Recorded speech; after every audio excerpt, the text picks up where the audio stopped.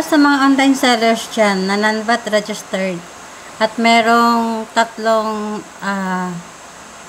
e-market store, merong Shopee, TikTok, and Lazada, baka kailangan nyo ng template na to. Yung automatic na siya nag-compute pagka pinasok mo yung sales, gross sales ng shop.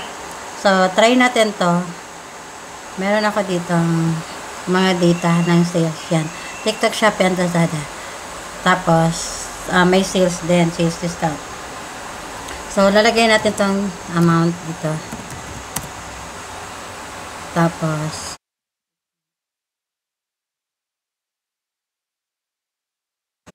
$71. May discount siya na $150.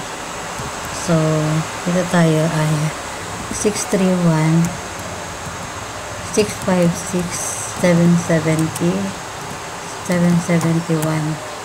Tapos meron tayong Lazada siya, Lazada sales na 851, 931, 970. Then, dito tayo sa TikTok ulit, 1509. Tapos, meron siyang discount na 50 pesos.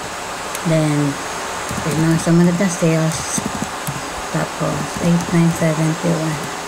Yung less than 500, yun yung mga, kung sakali merong mga humingi na customers, kailangan pa rin yan nabigyan ng resibo. So, hiwalay siya na SI. 740. Then, 780. 851. 930, 118, and then meron tayo dito sa Shopee na 8881. Ayan na yung lumabas na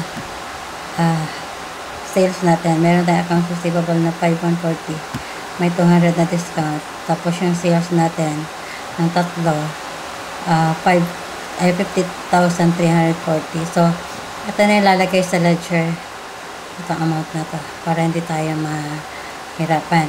Then, paano malalaman kung tama yung placement mo dito? Dito sa mga columns.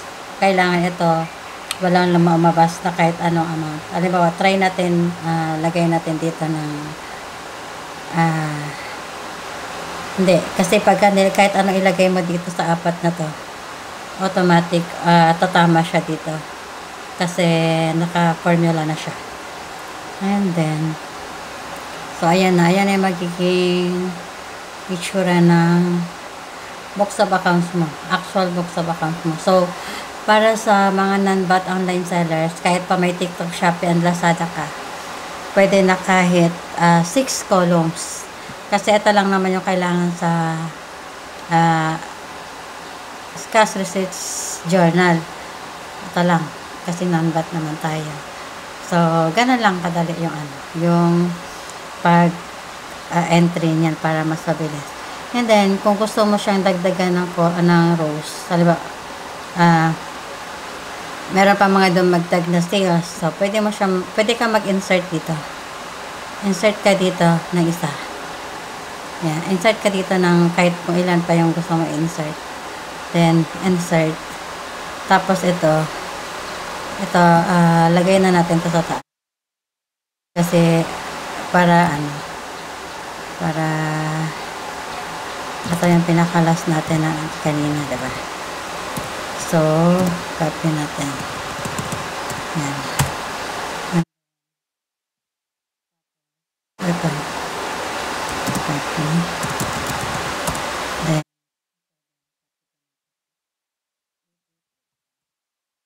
delete siya. Delete. So, copy mo lang to. Hanggang dyan. Then, ito. Tanggalin mo siya. Then, ito. Drag mo lang siya. Yan. Sunod-sunod na yan. Then, halimbawa, various customers, lahat yung dumagdag. So, various customers. So, maglagay na lang tayo dito ng amount na kung magkano.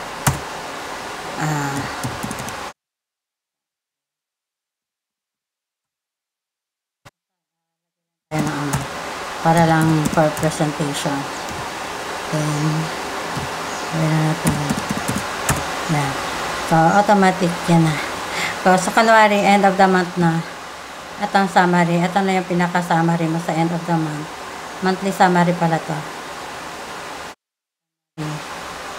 Monthly yan. Monthly summary yan. So, ito na yung accounts receivable mo for the month. Tapos, ito yung sales discount. Ito yung sales. So, ganun lang kadali yan. Okay.